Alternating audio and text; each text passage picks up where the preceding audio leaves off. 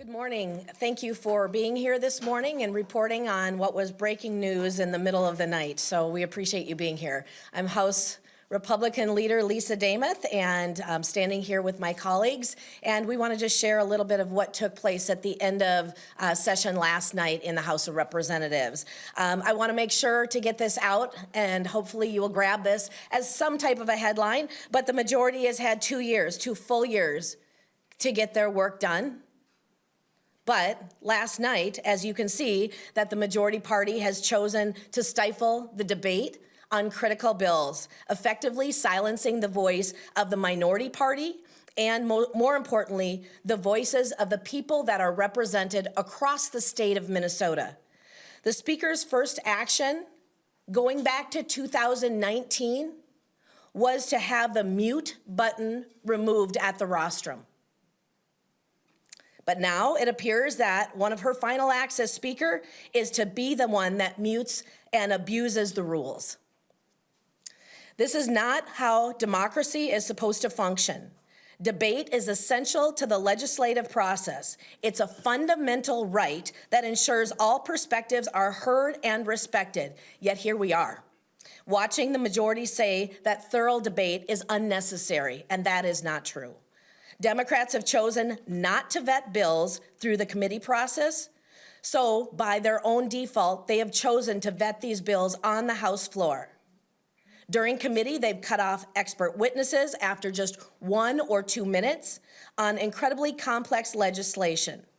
They've allowed bills to skip relevant committees. They've limited time and member discussion. They've kept Republican members off incredibly consequential conference committees. They've airdropped provisions that have never been heard in committees and into conference reports, and they've kept negotiations on the bills out of the public eye. So they, again, have chosen for the full debate to take place on the House floor, but yet now it is being stifled. By limiting the debate, the majority party is not only disrespecting the minority, they are also disregarding every constituent that we are here and elected to serve. Every voice, regardless of party affiliation, deserves to be heard and given the opportunity to contribute to the decision-making process. So this heavy-handed approach to governance sets an extremely dangerous precedent. It undermines the integrity of our institutions and diminishes the public trust that they put in us as their elected representatives. How can we claim to represent the people when our voices are silenced by the majority simply because they don't want to listen anymore? Again, the majority has had 2 full years to get their work done, their priorities, yet some of the things that are being pushed in these very last few days of session, they're claiming they're running out of time. They're shutting out debate because they didn't prioritize their own time very well. It is not the responsibility of the minority to pass the majority's bills. It is the responsibility of the minority to make sure that the voices of our constituents are heard and represented. This silencing of the minority voices is shameful. This is not a House of 70 members. This is the House of Representatives of 134 representatives sent here by our constituents to represent and serve them well. And with that, I will take questions. How much debate is enough? I would say that it varies on the topics. So some of the topics, as you saw last night, we were able to move through some conference committee reports. The HHS Policy Conference Committee report, 6 minutes, and that was passed. The metered utilities report, 3 minutes, and that was passed. The Education Policy Report, 1 hour, 27 minutes. The African American Family Preservation Act, 37 minutes. We can work well with the majority when they invite us into discussions, when we're on conference committee, when our voices matter and are heard. When they shut us out, our only option is to debate those things on the House floor. So did you feel that the paid leave bill hadn't gotten a vetting in committees? It was heard in a few committees. It was heard in a few committees. That paid leave, what was called as a fix by the majority, that is not a fix. We know that it is going to increase taxes on every single Minnesotan, whether you're a business or an employee. And the numbers that came through very late in the process, we had some amendments that were actually going to change and improve the process. They were all rejected. But right now, we are looking at a program that has not even started yet. The IT system is not built yet, and you know we don't have a very good track record in the state of Minnesota coming up with our own IT systems. We're going to grow government by over 400 employees, set up something new, and yet saying that here we are and we shouldn't be able to fully vet that bill and have that discussion was absolutely ridiculous. We have got to have our voices heard of the people that we represent. So I can't tell you a number, was that enough? But I will tell you the action that the speaker took yesterday, not everyone was even allowed to vote. We had members waiting to be recognized, standing, waiting to be recognized, and we were completely ignored. They did pass a motion to meet past midnight. It would have given appropriate time to finish that discussion and move on. The Speaker of the House in the state of Minnesota chose not to do that last night. Can you walk us through what would have happened if she hadn't called roll call right then? Absolutely. How much longer would it have gone, and what was still left to be unsaid? We had a Was few unsaid? final speeches that were going to be made, just pointing out the fact that the newest actuarial study shows an increase, not a baseline, but an increase. $750 million is what that next actuarial study is showing. This is something that is not going to be affordable or sustainable for businesses and employees in the state of Minnesota. And let me draw that contrast for you. The new actuarial study, $735 million, almost $1 billion, overruns in a program that hasn't yet started. But right outside to the north of the state office building, $730 million being spent on a palace for politicians. We are doing the wrong thing. The Palace for Politicians vote, $730 million, was not fully vetted by all representatives. No vote there. The Speaker of the House chose on paid family leave, something that will affect all Minnesotans, not to allow voices and not to allow all votes. Does last night's situation impact end of session negotiations? Yes, great question, absolutely. The interesting thing about last night is the Speaker of the House, Senate Minority Leader Mark Johnson, and I were standing right outside of our Capitol office 5 minutes before she went in and did what she did, talking about end of session, still trading offers, trying to figure out how we could best bring this to a close, yet she walked right into the chamber, shut down voices, and brought things to a close. It will very much affect how end of session is going to be. They have shut us out. We came to you just a couple of days ago with the offers that had been traded because we were not getting meaningful engagement or offers. We were having meetings, but no meaningful engagement. We came to you, that was reported. That set the majority in the House for sure, but that set the majority on a different trajectory. And I would say everything is at risk right now. Bonding, sports betting, Uber, Lyft, everything where Republican votes may be needed is at risk because of the action taken last night. Democrats have been accusing you all of filibustering, kind of combined with what happened on Monday as well. I mean, with those 2 days combined together, you know, how do you respond to their allegation that you're just trying to run out the clock on some bills they want to pass? Definitely not trying to run out the clock, but we will use the clock when needed. So on Monday, I just want to bring you back, that was not a filibuster. We were debating the issues on a conference committee report with junk fees that make everything more expensive in the state of Minnesota. I will also help everybody remember, we started 2023 with an $18 billion surplus. But that was not enough for the majority in the state of Minnesota. They decided to spend all of that, not return it, break promises, and then increase the state budget by another $10 billion. We were debating what was going on in that conference committee report on the junk fees, but behind the scenes what was going on is, you know, the week before, we had passed the religious exemption on the Human Rights Act. That was something all four leaders had signed an agreement, agreed to get that done. Part of the agreement was pulling back our amendments on any other bills that would do that work. And I will tell you that when the board in the House of Representatives went completely green for that, it raised my concern because I know they have a number of people on the Democrat majority side in the House that I was very surprised that they voted green for that.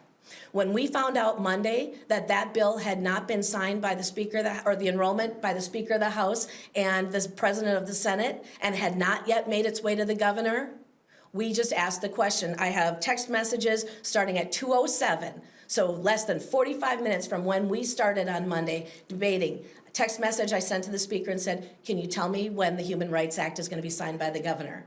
There were some delays in there. She was able to check on it. She had not yet signed the enrollment and said she would get to it the next day. Well, I don't trust that. We are running out of time. That was a promise that was made. I'm not saying she was not being truthful. I don't know what they were working on behind the scenes in their own caucuses. I have no idea what that was. We wanted an assurance that the religious exemption on the Minnesota Human Rights Act would be signed by the governor, which did happen yesterday. So we chose to extend the concerns that we had on that conference committee report while we were figuring all of that out.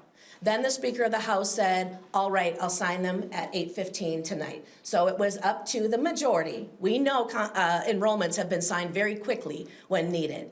But we went from my first question at 2:07 to getting that signed at 8:15. We were able to bring that discussion to a close, and then they went on with the calendared items that they had. We saw Kurt Dowd do a similar thing in 2015. What's the difference between that and what happened last night? You know, it's really interesting. I was not here when that took place, but the Speaker of the House was.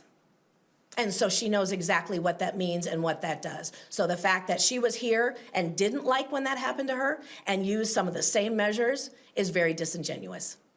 Are any longer term, are any rule changes, joint rules or House rules needed, strengthened, changed to address this? You know, I think when we look at our rules and how things are done, we have to protect the integrity of this institution, regardless of what party is in charge. Part of the concern with protecting the integrity of the legislature is knowing that right now Democrats in the state of Minnesota would much rather work with a 34-33 split in the Senate with someone that has been arrested for felony burglary charges. They would rather work under those conditions than come together and work with Republicans, and that is not protecting the integrity of this institution. When we're looking at joint rules and the different things that are going to be done, with just 3 days left, we don't have the votes to change the rules that might need to be changed, but it is definitely something we are looking at as we go forward into 2025. So it feels like the negotiations are broken at this point, safe to say, but what would it take to repair that in the final 72 whatever hours that you can debate? More than 72. I can't math. But what would it take to repair? today right now. A little sleep deprived. What would it take to repair? Because this is clearly, you know, the relationship seems like it's broken down. You know, it's interesting because I have had great respect for Speaker Hortman and the work that we have done together over this term in my new role as a leader. And I would say that there is always hope that things can be done, but to know that minutes before she did what she did, I had been standing having a private conversation between 3 out of the 4 leaders just because of who was there, and not to even have it mentioned, basically, I'm shutting this down, do you want to work with me? That brings great concern. But we look at the things that are being done in Minnesota, and there are a number of Democrat-created problems in the state of Minnesota. Uber, Lyft, sports betting and the delays, the things that we have been shut out of. I am happy to have conversations, but they have to be truthful. They have to be something that we can get done looking at the best that we can do for the state of Minnesota. I'm always happy to have a conversation, but not where it isn't serious, and that's what we've seen in the offers that have been exchanged, unserious offers. Have you spoken to Speaker Hortman since that 5 minutes before? I did speak to her right after the chaos in the chamber, and I just walked up to the rostrum after it was adjourned before we caucused. And yes, the House Republicans did caucus, and we have plans in place, and we're looking forward to that today, tomorrow, and through the end of time. But I did talk with Speaker Hortman last night, and I said, what in the world? And she said, basically, I know that's going to make things hard in your caucus, and I think our caucus is fine. We are pretty unified. I don't know what she's dealing with on her side. She seemed, I mean, what was her demeanor when you talked to her? Very calm. So did you take it personally that she didn't tell you 5 minutes before? I think in politics, you don't take anything personally, or I wouldn't be strong enough to be here. But it does call it into question, because one simple statement we could have worked together. There have been other times, last year specifically, where things were getting to the point that either it was going a little bit longer than it needed to. We had third reading speeches, and we were able to work collaboratively, and we maybe pulled some names off, shortened things. I would have been happy to have done that. She passed the motion to meet past midnight. Has the governor been involved in any of your Four Corner talks? The governor, we had a breakfast at the governor's residence maybe 2 weeks ago and just expressed his interest in wanting to bring things to a close. And otherwise, his administration was involved on Friday a little bit. He was not personally. One of your members called for adjourning sine die last night. Is that the way to go? Just go right to the campaign? Well, the way that I look at it is the government is overly fully funded, and I will say it like that. The work that was done last year, our government is completely funded. Things have been done. The few things that we needed, the tax bill fix, the NOL fix, the school resource officer, all of those things are done. If we adjourn sine die tomorrow morning as we got started, Minnesota would probably be better off than worse off. Was that your voice? That was not my voice. Can you tell us what some of those plans that you discussed in caucus might be? Is it more long-term? Not right now. I would say stay tuned because they are very fluid and very powerful. And, again, making sure that we are upholding the integrity of this institution and what Minnesotans have sent us here to do, which is to represent all Minnesotans, not just broke down on party lines. Where are we on ERA now? Or where are you on ERA, I guess? ERA, and we've had these conversations earlier, there are grave concerns with the House language. The ERA that passed out of the Senate last year had bipartisan support. The ERA proposed in rules that was passed that is calendared right now is problematic. It is not transparent for Minnesotans, and there is a lot of work to be done. There was a poll put out by one of the media outlets just a couple of days ago that proved that Minnesotans, 64% of Minnesotans would like the issue of ERA and abortion separated when it comes to a ballot question. Possibly the fact that that has been tabled makes me wonder if the majority is rethinking their strategy. Is there a compromise in place? I mean, I know like the Wolgamott Amendment, for instance, tries to put religion back into the ERA. I mean, what might it take to get Republicans on board with this iteration? The way the language stands right now, even with a few of those amendments, there is no Republican support in the House for that. It is not equal rights. It is actually very divisive. It does not protect women. It does not protect our public spaces. There is no provision for age. It enshrines the most extreme abortion rights that are already legal in Minnesota. It enshrines those. There is no support as the language stands right now. You said, go ahead, Tori, you haven't asked a question. Sorry if I missed this since I was late. I was just with the governor and he said exchanges, or he was getting updates on bonding until just after midnight last night. And he said that you're very close on money, on the percentages of an actual package. It's just these other issues, ERA, the gun bill, all of this. Do you feel like you're close on the money part of a bonding package, the money, the list of projects, or? Thank you for that update because we don't get those updates from where. I appreciate that. I fully appreciate that. What I will tell you though is on the top line bonding, out of 4 offers, the Democrats haven't moved at all on money. And so if you consider that close, maybe he's comparing their last offer with their next offer. But we are fairly close, but they have not moved, which that is not a serious offer. You said everything's at risk and you mentioned Uber Lyft. That was an item that you guys, I think, have had some of you have come up here and said, like, that's a must-do item, and EMS. So if everything's at risk, I mean, are you really going to want to blow that up if you think it's a must-do item? Or is that something that you would use to try to get them to, include you as a bargaining tool? Those, EMS is an important thing, funding for emergency services across the state. Maybe not quite as important here in the metro where there's that concentration of population, but if anybody goes to their cabin, if you go on a weekend away, if you're on the North Shore or the southern part of the state, wherever, and you have some type of an accident, fall, break your leg, whatever, you're gonna want somebody to respond.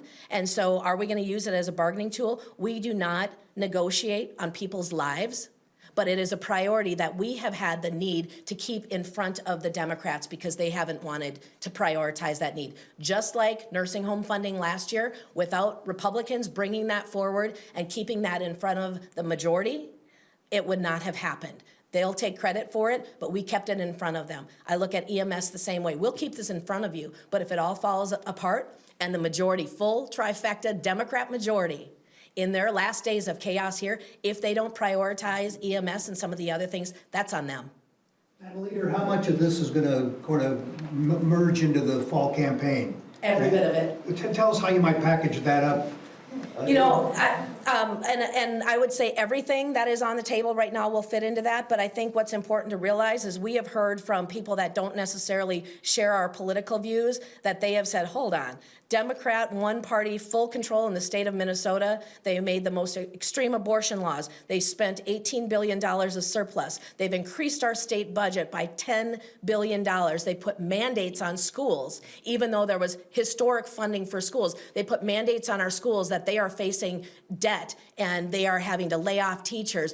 All of that fits in, and I don't even think that comes down to, are we going to use it? Minnesotans are looking at what's happened to their state saying, how do we change this? How do we bring balance back into the state of Minnesota in the legislature so all voices are heard and you don't see what happened last night in the House of Representatives where conservative voices or Republican voices were shut out. Balance back into Minnesota, into the legislature is what we're doing for November, and we're 173 days away from that election.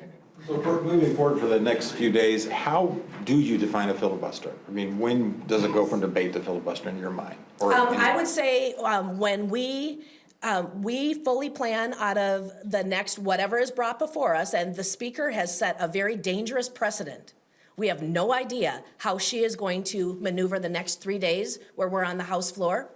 What you saw last night could be her plan all the way through. We don't know that, but when given the opportunity, which is ridiculous to even have to say if they give us the opportunity, we will fully vet the things that are coming before so it's transparent and Minnesotans have an opportunity to know what is being voted on. It is not a filibuster, it is a debate of full transparency and information so Minnesotans can be aware. This might be more for Representative Torkelson or Rarick or maybe Representative Escala. Remind me the 2015 thing. It seems like the Senate was trying to run a bonding bill over, and like with 4 minutes left, and leader and Speaker Dowd went ahead and closed the session before the clock time ran out, and that's why the people were yelling, "Mr. Speaker, Mr. Speaker." I don't know. Do you remember how that happened? So I did not serve at the time, but I'm going to turn it over to Deputy Minority Leader Paul Torkelson. Well, it was a chaotic end of session. That bonding bill would have become law had not the Senate put an amendment on there that was a poison pill. It happened right at the very last minute. We went sine die. That was the Speaker's choice at the time, and he had every right to do that. It was midnight, so while it was disappointing to me, bonding didn't die. It came back the next year. This was actually 16 when this happened. It came back the next year, and basically our bill that we had put together that failed passed the following year. So it's important to remember that bonding is an ongoing process. It doesn't all happen at once. Just because we pass a bonding bill this weekend doesn't mean projects start next weekend. It takes oftentimes years for those projects to actually get started. So hang on, bonding never dies, but sometimes it does.